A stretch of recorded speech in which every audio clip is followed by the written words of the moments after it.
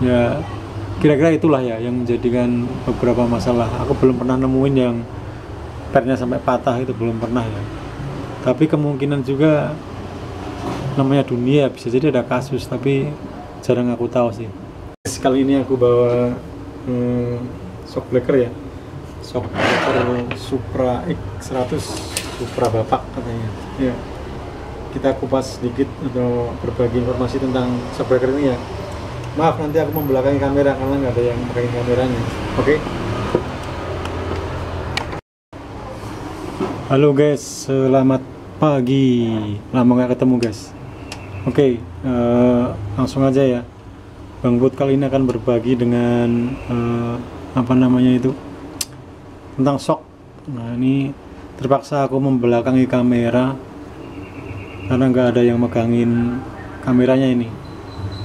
Ini singkat aja ya. Ini mengenai shock.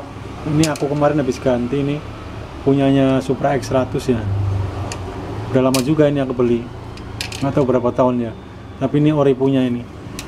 Udah sampai begini itu apa namanya? Logonya itu nggak hilang, masih nempel nih. Kalau dibaca masih ada tulisannya Astra apa itu, kayak ada bulatannya di situ. Waktu itu inget aku belinya ori ya. Nah ini aku cuma berbagi aja sebenarnya apa aja sih kerusakan di shock itu, di shock breaker ya, khususnya shock breaker belakang. Oke, kita kupas saja berdasarkan pengalaman Bang Bud ya, bukan berdasarkan teori-teori yang apa namanya, buku atau teori-teori yang knowledge tentang per shock breakeran, tapi berdasarkan pengalaman aja. Nah pengalaman aku guys, shock itu biasanya rusaknya di sini nih, di karet bos ini nih. Di sini ada mounting ya, ada lapisan. Nanti di sini ketemu dengan poros nih. Ada satu besi gini yang ada di motor ya. Nanti ini masuk ini sep gitu. Nah sep ini. Terus ini ada murnya gitu. Nah biasanya ini pecah ini. Ini pecah. Ini di bawahnya juga kondisinya juga udah meleot juga kan ya, udah pecah juga. Nah, itu juga bisa mengakibatkan dikendarai goyang-goyang juga motor. Kemudian yang kedua nih, karet yang di sini ya. Karet yang di sini kalau kamu perhatikan, ini nggak begitu jelas kamera ya. Mungkin yang satu ini. Yang satu ini lebih baik kondisinya. Nah ini juga bisa pecah juga nih guys. Jadi dia ada tekanan ke bawah dari sini ya, dari sini tekanan ke bawah ke sana, ke bawah ini. Nah ini biasanya mentok ke sini nih. Ini karetnya nggak kuat kemudian pecah. Ini juga bisa mengakibatkan rasa mentok gitu, atau ribonya kurang begitu enak. Walaupun nggak terlalu signifikan ya karet di sini nih ya, tapi dia sebenarnya fungsi juga sih untuk membalin kembali ke atas gitu. Itu. Jadi tadi yang pertama karet atas, karet bawah, ya. Kemudian karet di dalam per-peran ini, ya. Kemudian yang ketiga, ini di sini seringkali ini ada olinya kan ya. Di sini sistem hidroliknya bocor nih. Nah, aku sendiri belum pernah buka ya. Di dalam sana ada mungkin ada seperti seal gitu ya. Dalam sana itu. Nah, ini biasanya bisa bocor. Nah, kalau bocor dia akan seperti ini nih ya, lihat. Nah ini kan bening gitu ya, polos gitu ya, di sini hitam gitu kan.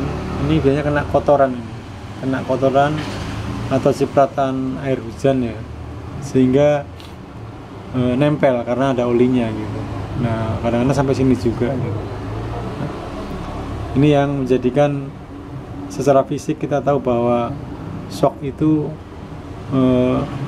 sudah rusak ya, karena olinya bocor. Namun pada kasus oli bocor ini banyak yang bisa dilakukan oleh para pengrajin shock ya.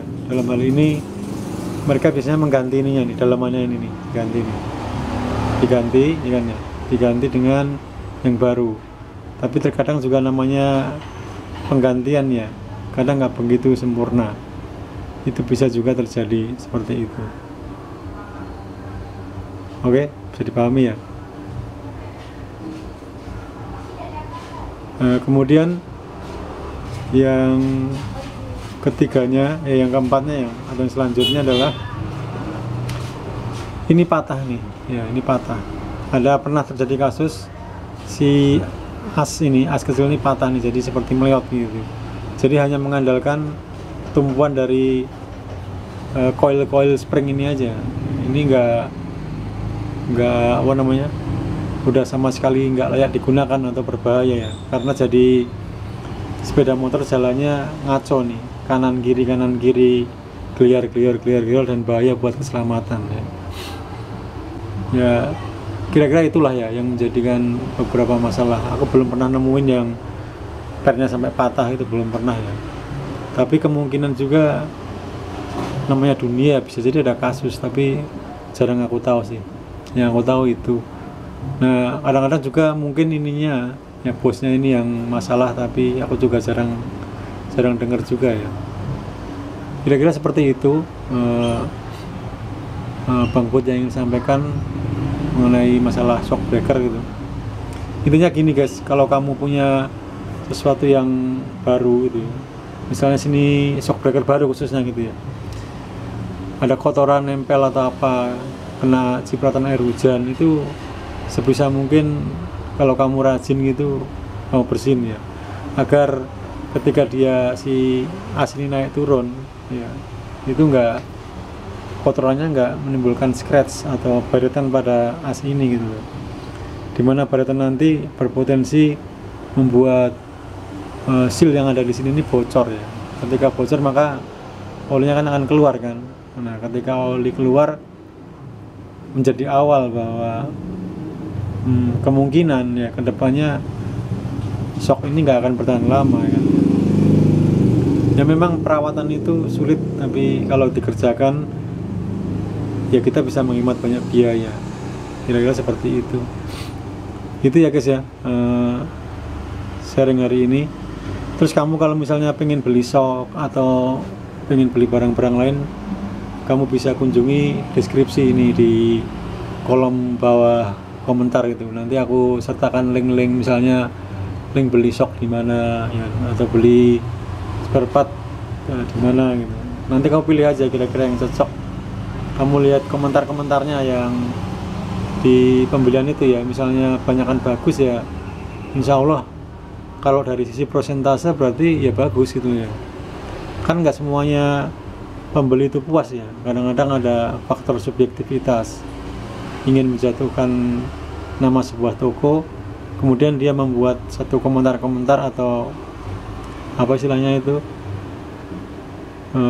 kesaksian yang menjatuhkan toko, sebenarnya kurang fair ya, tapi ya namanya dunia dagang seperti itu. Nah ini aku sampaikan, mudah-mudahan kamu bisa menjadi referensi kamu ya di belakang hari ketika kamu ingin beli spare part, khususnya beli shock breaker. Ini shock breaker Supra sekali lagi ya. Jadi selamat berbelanja sesuai dengan budget dan kualitas yang kamu inginkan. Terima kasih.